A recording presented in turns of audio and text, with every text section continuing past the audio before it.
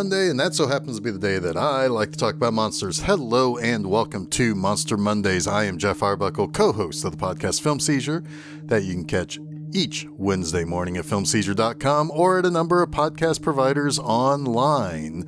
We begin an entire month of Doctor Who serials that are specifically Cybermen stories that belong to the second Dr. Patrick Troughton. This week, I'm going to talk about the 1967 serial The Moonbase. Interesting note, The Moonbase began on February 11th, 1967, exactly 10 years before I was born. Okay, maybe not an interesting note, but however, it is kind of interesting that we're beginning with February of 1967, and this theme month is February. So, alright, okay, I'm 2 for 2 with not that interesting notes. But anyway, some months ago, I discussed The 10th Planet. That serial, which concluded on October 29, 1966, saw the first Doctor, William Hartnell, exit the role, which kicked off the long-held tradition of the regeneration sequence that every Doctor has gone through, minus the current person in the role. That gave way to Patrick Troughton's era, which ran from November 1966 to June 1969. Troughton, like just about every actor in England in the 40s, went to war. He joined the Royal Navy in 1940 and spent most of his time in the war operating in the North Sea and English Channel. When World War II ended, he went back to his real love, theater. He eventually worked for a handful of repertory theaters and acting troupes. Now, eventually, he understudied Laurence Olivier and appeared in Hamlet and even co-starred with his Time Lord predecessor, William Hartnell, in the Joseph Mankiewicz film Escape. He appeared in Treasure Island for Disney and eventually went back to work with Olivier in Richard III. And like many other British actors, he worked a lot in both films and TV. Later on, we would see him in some Hammer films like The Gorgon and Scars of Dracula, both of which we've covered here. His biggest mainstream film by far was as Father Brennan in Richard Donner's The Omen in 1976. But in 1966, Doctor Who's producer Innes Lloyd was looking for the replacement for Hartnell. He was adamant that the replacement not just be a Hartnell look-alike or sound-alike, but a wholly different actor with a different personality. Lloyd felt the survival of the show required viewers accepting a completely new person. This could mean that they could carry on the series for however long they want beyond the actors, beyond the actor currently playing the Doctor's desire to continue with the part. Now, Hartnell would later say that Troughton would be the only man in England who could successfully take over the job. However, shortly after accepting the role, which Lloyd chose him because he was a lifelong character actor, Troughton struggled on how to play the part.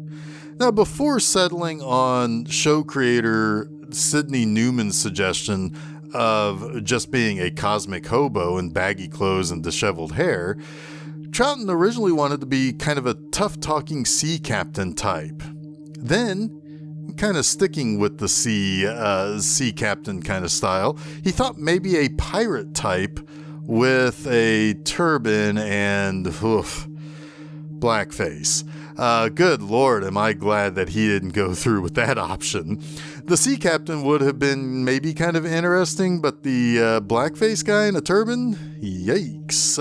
So, Troughton is in the role now, and his first serial after taking over was The Power of the Daleks, a 6-part story that would be the first of only 2 times that this Doctor would face the menacing Pepper Potts.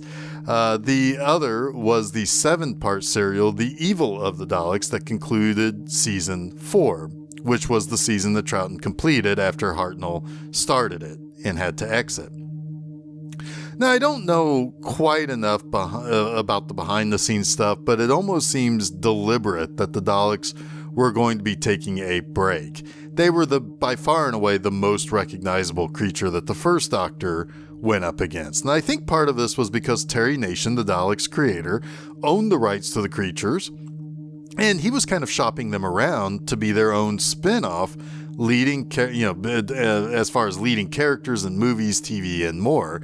There was even some talk that he was going to bring the Daleks over to America for something as well. But of course that didn't really pan out quite the same way, aside from a couple of movies that starred Peter Cushing that someday we'll talk about on this show. But if there's one creature that I think of when I think of Troughton's era, it's most definitely the Cybermen. The Cybermen appeared for the first time in Hartnell's final serial, The 10th Planet, and they were creepy in how kind of cheap and robotic they kind of were as these vaguely human beings that wear kind of like a sock over their heads, and they speak by just simply opening their mouths, and the voice actor speaking through a computerized, modulated way as the mouth just kind of hangs open. I mentioned that they were kind of creepy, but that first appearance of the Mondasian Cybermen would be the last time that we would see that style until 2017. But starting with the Moonbase, we'd start to see the Cybermen look a little more recognizable for what we'd see for the rest of time, and we'll talk a little bit more about that later. But the Moonbase was commissioned under a couple of different titles like the Cybermen and the Return of the Cybermen, pretty much before the final episode of the 10th Planet was broadcast. This was to kind of cash in on the early praise of the Cybermen as a new baddie. However, the early commissioning created a little bit of a problem. You see, Troughton inherited the companions from the first Doctor, Ben and Polly, which is kind of typical. The outgoing Doctor usually has a companion that is inherited by the incoming Doctor. So it was kind of expected that they would still be on the show, and there were parts written for them. However, in Troughton's second serial, The Highlanders, the Doctor would pick up the companion for which he'd be most connected to, Scottish teenager Jamie McCrimmon. Jamie was played by Fraser Hines. And sure, every Doctor has his most recognizable and longest running companion. The first Doctor had Ian and Barbara. The third Doctor had Joe Grant. The fourth Doctor had Sarah Jane, and so on. However, to be honest with you, there is no companion who had been in a higher percentage of stories for a multi-season Doctor than Jamie. He missed only that first serial, but at the time that this script was being written, the writers didn't know at that time that Jamie was going to be a regular. So there was kind of some goofiness with Jamie being mostly absent in the first two parts, and many of Ben's lines given to Jamie in the third and fourth parts, but they were able to share the screen together a little bit more. Now, before we get into the story, I do want to add a little commentary on a couple of fronts. First, this is one of the partially or mostly missing serials. Again, many of the first two Doctor serials were lost to time because the BBC used to have a standing protocol to erase the tapes they produced shows on to save money on other productions. So only parts 1 and 3 were missing, though production photos and audio still remain, and that's how I'm watching this. I don't actually have the more recent DVD release that animated the missing parts. But also, unlike the Daleks, who were pretty much unfeeling warlike murderers from the very beginning, the Cybermen were not as well rounded in their characterization at the point of the second serial of theirs. Some might say that is kind of interesting because they aren't too much different than the Daleks today, except for where the Daleks want to exterminate and commit genocide on all beings that are not Dalek. The Cybermen like the idea of assimilation. However, both are kind of rampaging, unfeeling monsters, and there is kind of an interesting quirk that you'll pick up as I talk about the serial to the Cybermen in this second story of theirs. So, let's get into it. Okie dokie. So, the Doctor and his companions, the aforementioned Ben, Polly, and Jamie, continuing on from the previous serial, where they had just left Atlantis, have a rocky landing in the TARDIS. Now, the Doctor intended on taking everyone to Mars, but instead, they land on the moon in the year 2070. That's something that's kind of a bit of a recurring piece of lore with Doctor Who. The Doctor doesn't really know how to fly the TARDIS. This has been toyed with a few different ways, and certainly modern Who has kind of added to it. But frankly, the first Doctor, trying to get away, basically tried to get the hell away from the Time Lords, stole his TARDIS from a repair bay and left Gallifrey. It's been said that his TARDIS, the Type 40, required an entire crew to pilot it, and he was just a single person. It's been said that he just kind of tinkers with it and eventually goes places. And it's also been said that it's been broken in several ways. One of the ways that the TARDIS is broken, well, it's supposed to transform its appearance to fit with its surroundings. This was due to what's called the chameleon circuit that we learn about much later in the series. So basically, that broke at some point after it landed on Earth and took the shape of a mid-20th century Earth police box and has rarely been changed since. Funny, it's a much later Cybermen story in which the Sixth Doctor attempted to fix the circuit. Anyway, it's just part of the Doctor's silliness. He's kind of a dummy when it comes to piloting his own spaceship.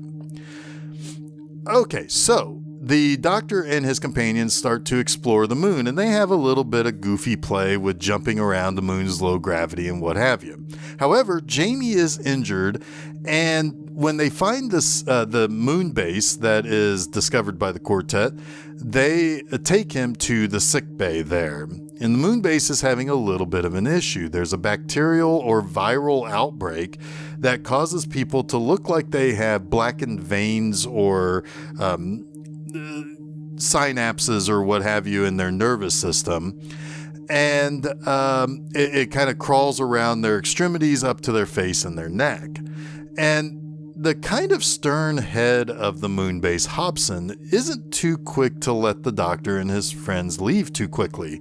They don't know if these interlopers or or these people are, infected, or if they're the cause of the infection.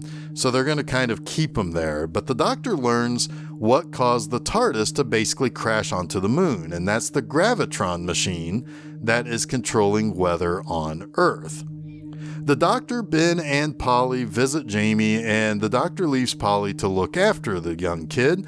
However, the Scotsman is blabbering on and on about the Phantom Piper of the McCrimmon family, and Polly says that it had something to do with a specter that the McCrimmons see before they die.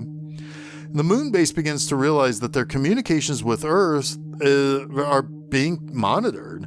The first patient to catch this mysterious disease, Dr. Evans, goes on and on about a silver hand before he dies. Another crew member of the Moonbase is shocked by an unseen assailant and disappears.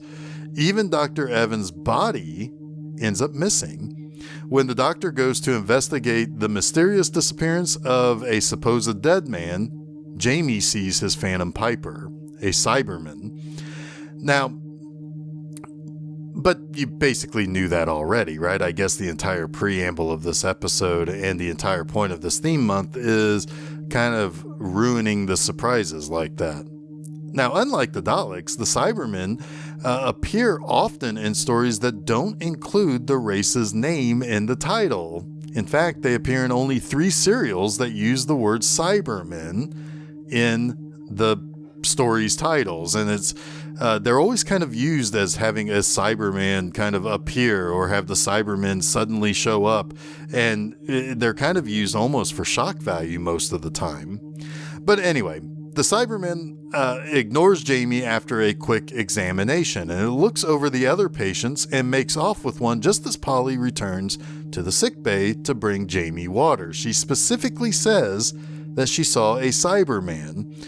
Now, Hobson doesn't believe them about the Cybermen because supposedly they were all destroyed when Mondas blew up in 1986. Again, see the 10th Planet. Kudos to the rare sequelization and or continuity in play here, but Hobson gives the Doctor 24 hours to find the cause of this disease on the Moonbase and deliver a possible cure before they are to be expelled. Hobson and crew have another issue. Earth is getting pretty irritated with the issues on the moon with the gravitron, so they're being kind of checked up on constantly. That actually plays into their favor later. But while the doctor goes about collecting samples, the Cyberman returns to collect another guy from sickbay. He stuns Polly and Jamie so they don't interfere. And Hobson realizes that the antennae on the surface of the moon is why the gravitron is messing up. So he sent some guys outside to take a look while Ben reports another patient's body is missing. Of course, Hobson blames the doctor for these disturbances. And also, Polly kind of takes the piss out of the doctor when he says that his medical training came from Glasgow in 1888, and she thinks that may not be very qualified to help something in 2070. Now, he plays off finding something to get a little bit more privacy and attempt to buy some time, so he asks Polly to make everyone coffee.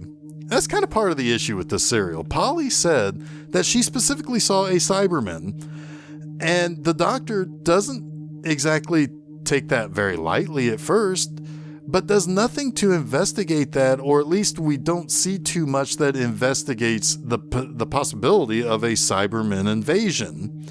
But we know that they are to blame. We know that they're basically causing these shenanigans. They are attacking people at the base. They even have like a little hole in the storeroom that lets them get in, which we find out later has been causing pressurization problems in the Moonbase for several days now.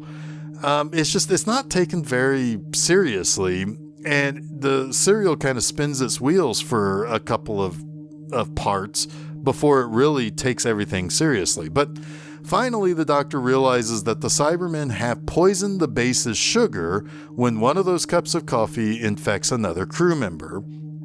They also learn that while the crew has found no Cybermen hiding in the Moonbase, it's because the Cyberman that we've seen, who've been stealing these patients, has been hiding all along in the sick bay on one of the tables under the blanket. That's both terrifying and kind of hilarious at the same time, if I do say so myself. The Cyberman was there the whole time. But the Cyberman kills one of the guys trying to defend the gang in the sickbay, and it also recognizes the doctor and tells Hobson to basically take it to the control room. It tells Ben and Polly to remain in the sickbay with Jamie. The others at the Moonbase are to be converted into Cybermen. The other missing people from the base have been more or less lobotomized at this point and turned into slaves for the Cybermen, which they're going to use quite heavily in their plan to utilize this gravitron. But the Cyberman explains that their plan is to take over the gravitron and destroy all life on Earth by manipulating the weather to disastrous effect. While he does this and eventually brings his zombie-like slaves to help secure the control room and work on the various features that will control the gravitron, Ben, Polly, and Jamie discuss how they might do away with the Cybermen threat. They remember that they were susceptible to radiation. They also know that there is some thermonuclear stuff in the base, but they can't really use that without burning themselves alive too. Now, Jamie says something about witches being dealt with by way of sprinkling holy water on them. In the long run, this gives Polly an idea. What about acetone sprinkled into the Cyberman's chest plate from her fingernail polish remover? That could potentially melt the plastic and whatnot that has replaced their organs. Now also, the doctor realizes the Cybermen are using these zombie slaves to do their work because the Cybermen must be susceptible to something in the control room. Of course, there is a level of radiation here. So he tries to do something to muck up the works in the control room while Polly, Ben, and Jamie fill bottles full of a bunch of nasty stuff that will hopefully mess up the Cybermen's inner workings. And the trio of companions attack, and their juice works to kill the Cybermen in the base. However, this just leads to a much larger invasion of the base to complete their plan of destroying life on Earth. But while Hobson and crew spot the cyber ship, they are kind of freaked out by the large contingent of Cybermen emerging from it to descend upon the base. The Cybermen surround the base. However, the entryway to the storeroom has been blocked. They can't seem to get inside, at least for now. Earth has sent a ship to figure out what's going on with the Moonbase and the lack of communication, and it is approaching fast. But the Doctor worries that that the Cybermen are basically already aware of this ship from Earth. Now, the Cybermen activate their currently disabled zombies to take over the base from inside while reinforcements are on their way. A couple of cyber ships, in fact. The Cybermen build a laser that starts poking holes into the control room of the Moonbase to depressurize the room. A couple of good things for our heroes happen to take place. One, Hobson and another of the crew plug that hole with a coffee tray, so that works to save them. And two, depressurizing the Moonbase deactivates the zombie slaves inside. With the Gravitron operating again, the Cybermen try using a laser cannon to blow up the control room, but the Gravitron is able to deflect the beam. So this gives the Doctor an idea. He has the Moonbase crew aim the Gravitron at the surface of the moon. This blows the Cybermen and their ships clean off the surface of the planetoid and out into space. Now, with the situation resolved, the crew of the Moonbase work to get the Gravitron back to its normal operation, and the Doctor and his companions sneak off to their next adventure in the TARDIS, where they will come up against giant crabs known as the Macra. All right. Now let's get to the thing I do around here and point out the 3 things that I like about whatever movie or TV show or whatever it is that I'm watching. In this case, it's the 3 things that I like about the Doctor Who serial, The Moonbase. To start, I mentioned this already, but I really do like the continuity at play in this serial. It's kind of rare that Doctor Who paid that much attention to canon and continuity. It's hard for a series that was meant to basically thrill kids and travel through time and have all of these various different adventures week in and week out for, back then, more than half of every Saturday in the year. So it's kind of hard for it to be stringent with its canon. That said, Mondas being destroyed, being known to everyone on the Moonbase, the Cybermen recognizing the Doctor, though that would mean that they would have to know somehow that he regenerated, but still, it's rare that 2 serials act as a kind of part 1 and part 2 of a larger story. The Cybermen are here to enact revenge on the resolution of the 10th planet, which is kind of interesting because later, the Cybermen are kind of known as, while being evil, quote unquote, they're not exactly super well known for being emotional. So in this story, they are kind of acting as kind of galactic thugs taking out revenge on Earth. It is not what you would think of with an assimilated being, a race of beings rather, like the Cybermen. But anyway,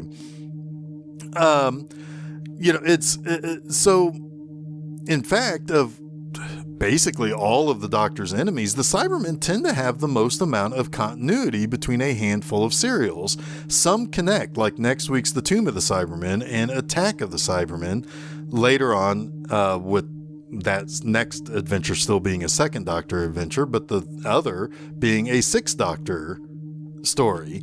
Also, the 4th Doctor's Revenge of the Cybermen also kind of connects to Attack of the Cybermen through what's called the Cyber Wars that the Cybermen fought against humanity. It's kind of cool to see that in these earliest stories.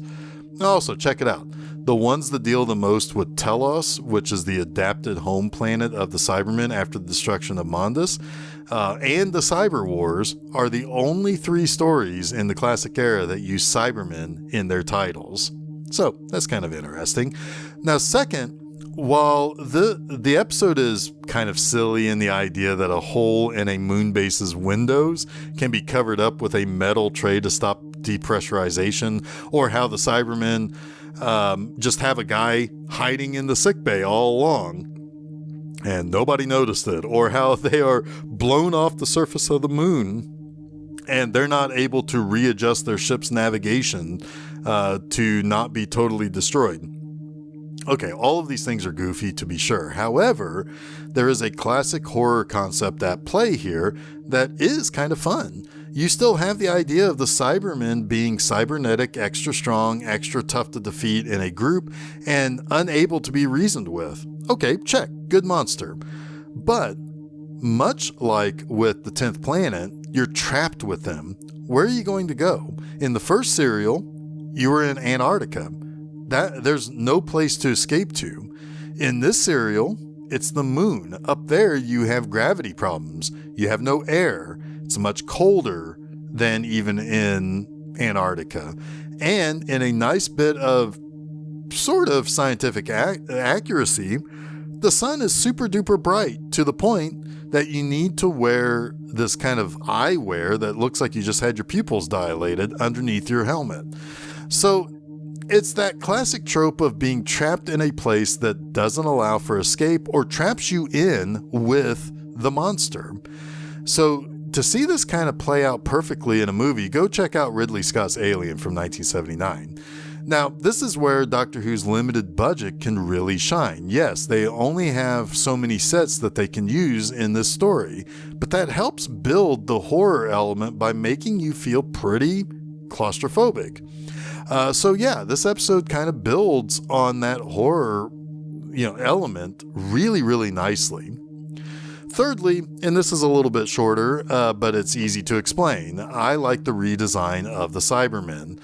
They had to do this pretty quickly. The 10th Planet had aired only 4 months prior to the start of the Moonbase. They had to work pretty quick to put together the more metallic-looking form of the Cybermen and trim down that chest piece that kind of looked like an accordion in the first serial, but much, much smaller now than it did in the 10th Planet. So yeah, they look more cyborgy and less guys in wool sweaters with the turtleneck pulled all the way up over their faces and stuff. While it's still a hybrid of their very first look and the look that they will be best known for in later appearances, this is the beginning of what we identify as the Cybermen. They are still human looking, or at least you can kind of still see humanity in their features, but they are much more machine-like now and really shows how far away from their original humanoid look that race of people have gone. So that wraps up this week's Monster Mondays. You can catch new episodes of Monster Mondays each Monday afternoon at filmseizure.com, but don't forget to follow Film Seizure at Facebook, Twitter, and Instagram. Also, we are on Mastodon, which you can find at our website by just looking at the various little icons that you can use to follow us. But you can also subscribe to Film Seizure to get both the Film Seizure podcast each Wednesday morning and Monster Mondays each Monday afternoon at your favorite podcast providers, as well as YouTube. We upload some stuff there as well. So you can also check out my website, bmovieanima.com, to read new reviews every Friday morning. Next week, we move into Season 5 of Doctor Who and Patrick Troughton's first full season as the Second Doctor. And our next Cybermen serial is the season premiere of Season 5, and often considered to be one of the greatest serials of the classic Doctor Who era. So join me as I talk about the Tomb of the Cybermen. Until next week, stay spooky.